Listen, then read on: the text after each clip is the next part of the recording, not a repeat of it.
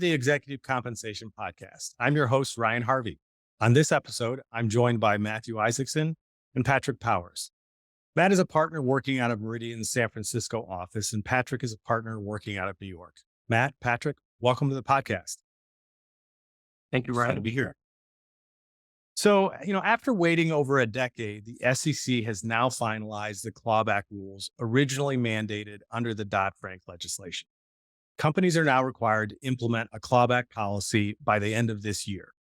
While much has been written and discussed relating to compliance with the new rules, much less has been said about the potential impact on compensation design that these rules could have over time. We've consistently found over the years that regulations have an influence on executive compensation design, often in ways that were not originally anticipated. So on this podcast, we want to spend some time considering a few of the ways that the new clawback rules could impact compensation design in the future. So Patrick, I'm sure most of our listeners are generally familiar with the new clawback rules. But before we dive right into the broader impact that we could see from these rules on design, could you spend just a minute or so giving us a quick summary of the new requirements? Happy to do so.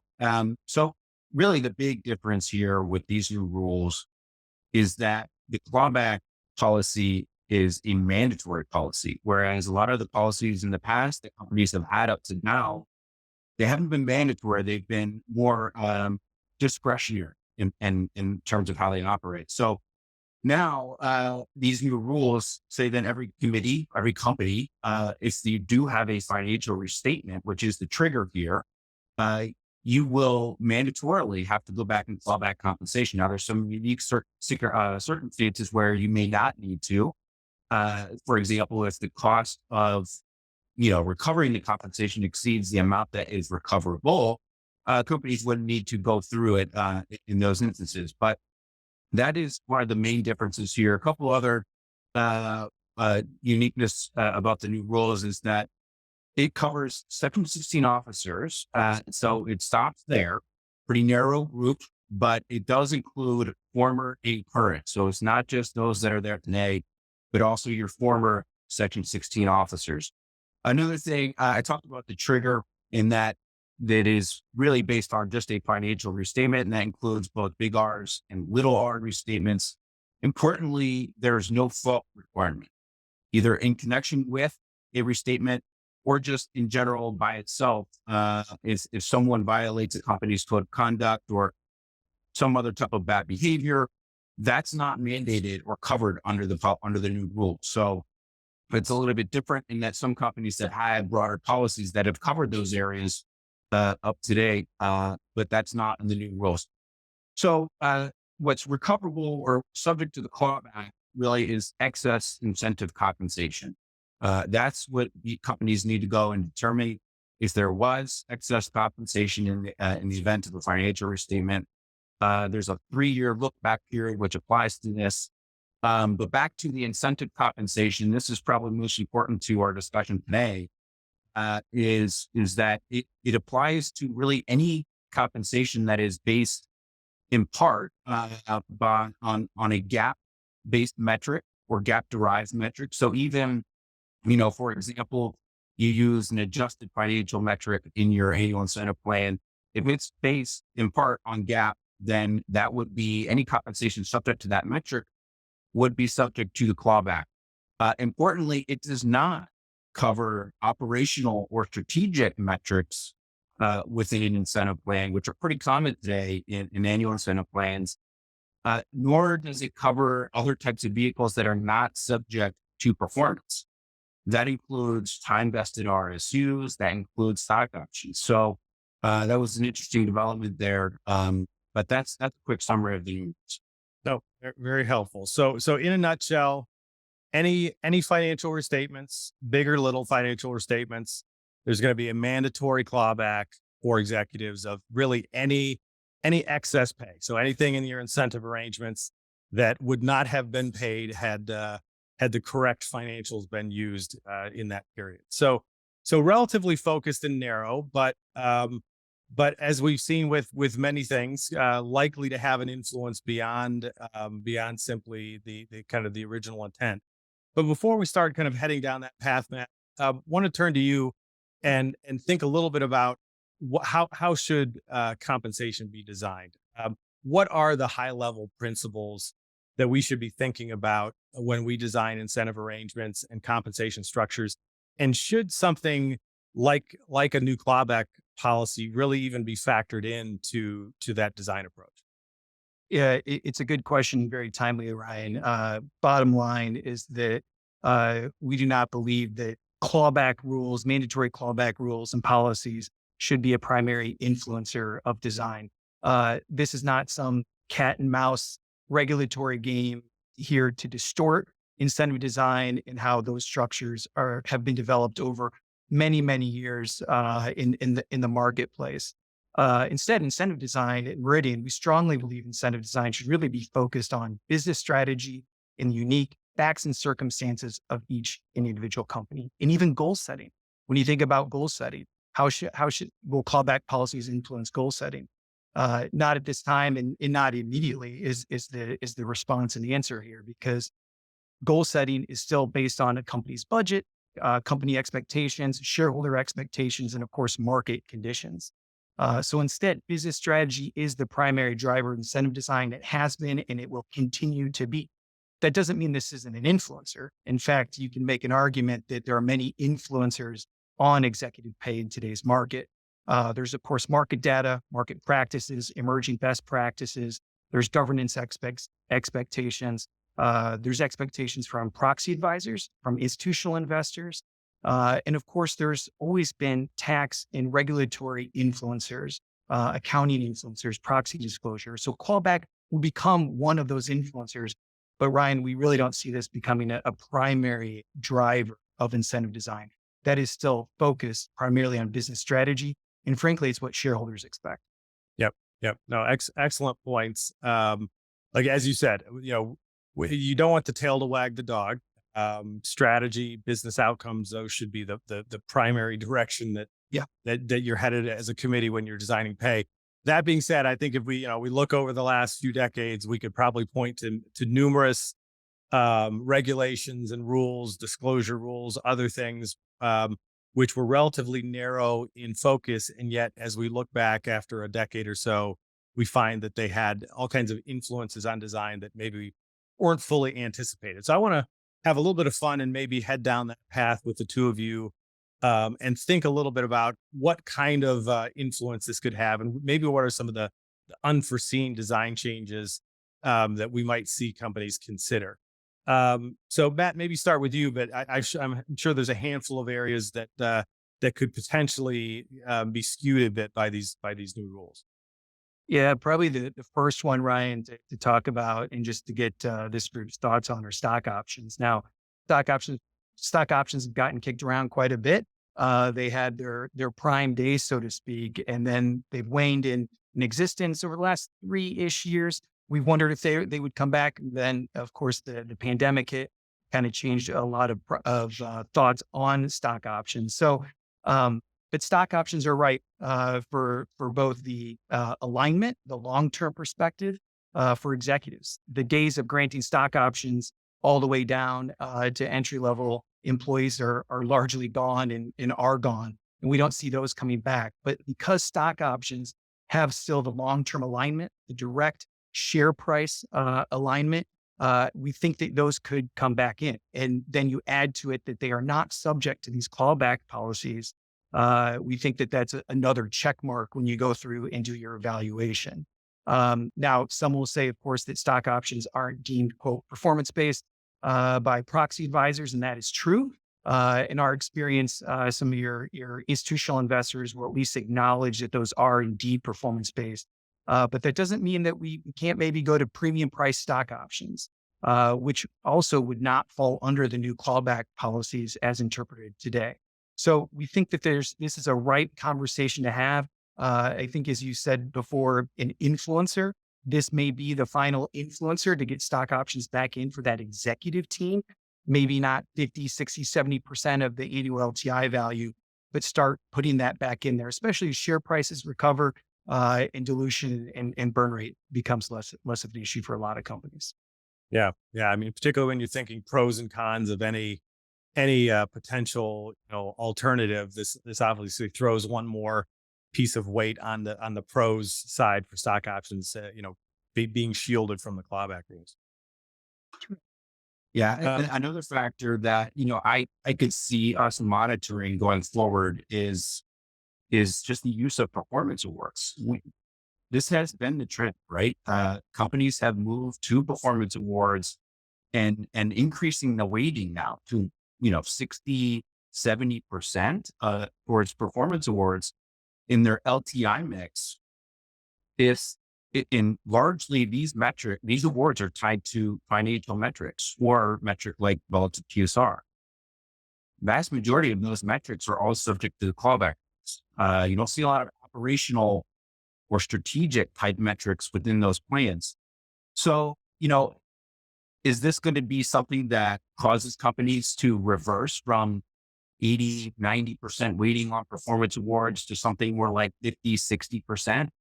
It's going to be tough, really, because you're going to have to explain to your shareholders why you're decreasing that weighting. And so I don't, if I had to guess, I don't think that would be necessarily a big trend that stems from this.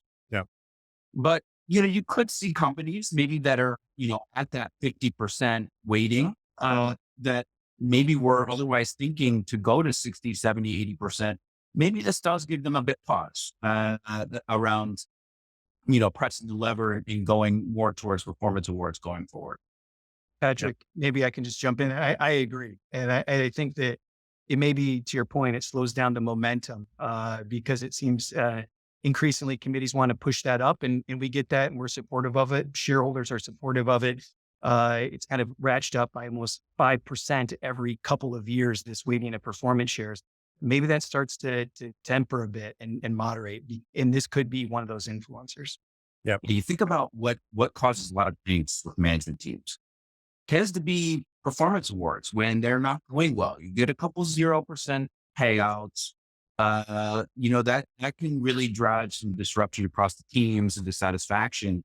If you start having, let's just take a couple examples. Companies that are highly acquisitive, they're going through a major reorg, restructuring, maybe a little greater risk of a financial restatement going forward over multiple years. And you start having plans that need to go back and correct for errors and go through this process, that may lead to some credibility issues within the participants. So, it's just something that companies may want to mitigate or limit the risk to going forward. Yep. Yep. No, makes sense. So it sounds like the first two things we're identifying are really around the type of long-term incentive vehicle that might be considered. What about metrics? Are there any shifts in metrics that might shield you a bit from the risk of a clawback? Yeah, this will be interesting. To repeat what Matt said, uh, first and foremost, your strategy should drive the metrics you choose, both in the short term and the long term plan. But having said that, it'll be interesting to monitor. I think there's certain metrics that may be more susceptible in the event there is a clawback to having an error. Metrics that are maybe a little bit further down the income statement, a little more complex in that they require the balance sheet as well, something like return on invested capital or economic value, those types of metrics, which are a little more complex.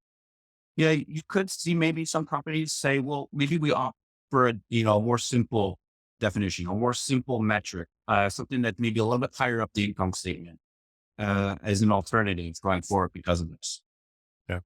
And what about operational metrics? Do you think we might see some strategic, non-financial measures? They've already been creeping into a lot of annual Yeah, incentives, but do you think we're going to see this be a greater influence in that area? it, it's a great question. I wouldn't be surprised.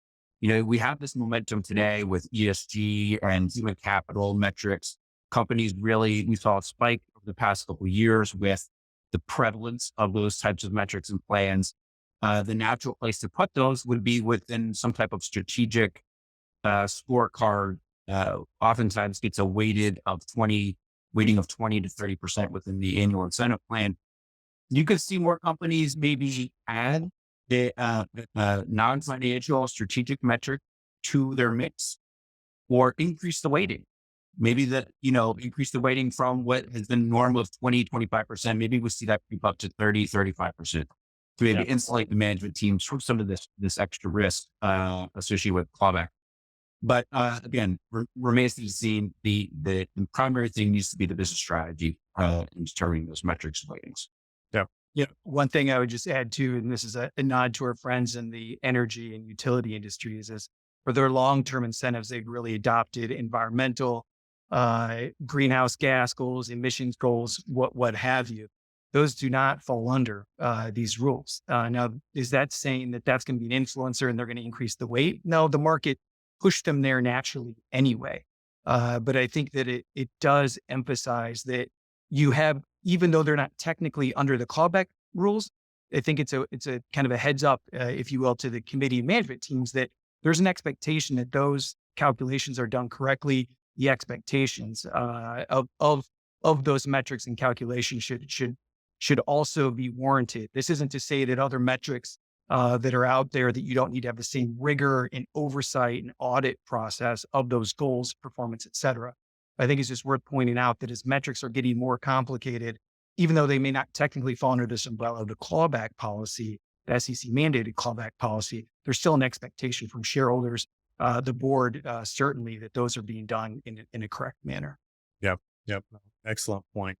So as we're talking about metrics, Matt, I want to touch on, I think, one of the more controversial metrics that that is included in the new rules, and that's metrics that fall under share-based, kind of the share-based designation, with, of course, TSR being probably the most common measure that would fall into that category. And so, as you know, the new rules require that if you have a restatement, it also would apply to TSR-based and other share-based metrics in your performance plans, and would require likely a relatively complicated calculation to determine what impact the restatement had on that on share price and on that share-based measure.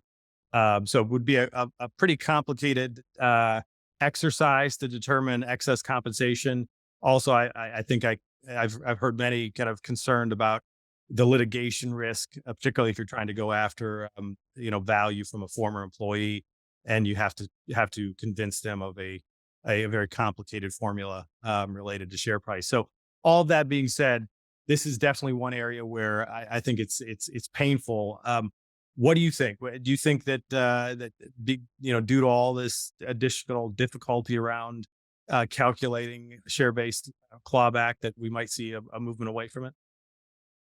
No, is the answer. I think, at least in the near term, Ryan, I think over time we could, once we get some real live wire examples of the complications of the litigation here that we may see. But the horse has left the barn on relative TSR. It is the direct alignment over time, the absence of a need for the committee and management team to come together on goal setting, and it's just overall prevalence within the market. Now, this could, as I said, over time, 5-10 years from now, dwindle its use. And maybe it's to Patrick's earlier point about waiting on PSUs. Maybe it just moderates the use of it. We've already seen touches of that in the market with relative TSR becoming more and more of a modifier instead of a set piece of the PSUs. So I think in the near term, no, but it's more of a wait and see, because agree with you, this could be painful. This could be, I think it will be complicated. Probably not if, but when this is triggered and you get outside valuation firms to come in here. At least that's the expectation now. It's those first few companies out of the gate here, we'll learn a lot from. Yeah. One of those complexities, those hypotheticals, right, with this in relative TSR plans is, well, what if one of the peer companies has a restatement? Should a company go back and maybe retest or recalculate the impact for that company on there, especially if it was close to the ranking?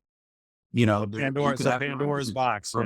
Yeah. So, it is certainly opening Pandora's box. Yeah. No, that would be a wild path to head down.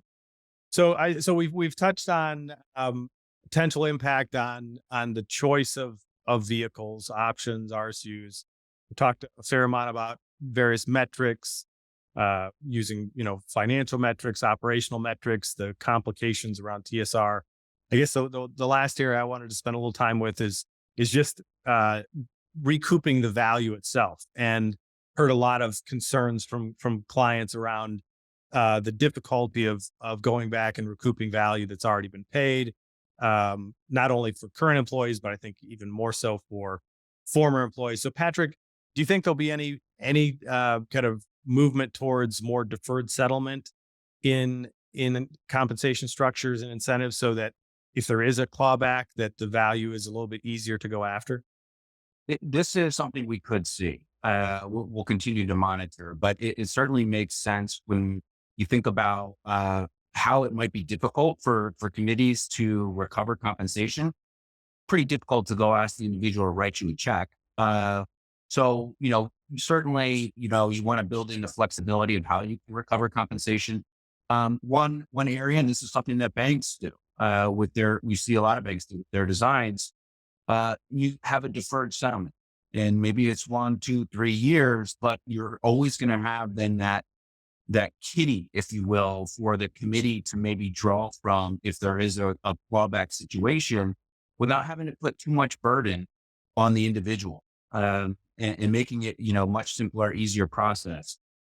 The participant might not like this in that, we have to defer my compensation for an extra year or two, something like it. But some say, well, wait a minute, that's something I've earned. Why do I now have to wait 1, 2, 3 years to take that? And so, there are some companies out there that, they may actually increase pay or provide some type of modest increase to account for that illiquidity that the individual would experience. And again, more common with banks, but we'll see how that one plays out. I think that is something that makes sense. Yep. Yep. That makes sense. Well, Matt, I want to give you the final word. Any final words of advice, either on any of the areas we've covered, or also just as companies are right now wrestling with putting in a compliant policy this year? Yeah, the final word of advice would be to follow the regulations. We don't think that you're going to get points, so to speak, from proxy advisors, investors, institutional shareholders if you go beyond those requirements. Doing what is required is exactly the market expectation and the advice to clients. This is such a complex and emerging issue that at least from our perspective, we view that there's little upside in kind of going beyond that. For example, extending these requirements beyond Section 16 at this time. That doesn't mean you can't evaluate it in a year or two after this shakes out. But for the time being, this is run the playbook, follow the regulatory requirements, and go from there. Yeah. No, great advice. And it will be interesting to see how this plays out, particularly as we get some of the first case studies over the coming year of companies that actually have to execute a clawback. So it's been fun to speculate a bit here as to what kind of broader impact we might see with these rules. And I think we all stated, unlikely that clawbacks are going to be a major influence on incentive design and structure, but at the same time, I think we're highly likely at some point down the road to look back and see some influence, some minor influence on design trends going forward. So thanks, Matt, Patrick, for joining the podcast today. Thank you, Ryan. Thank you, Ryan.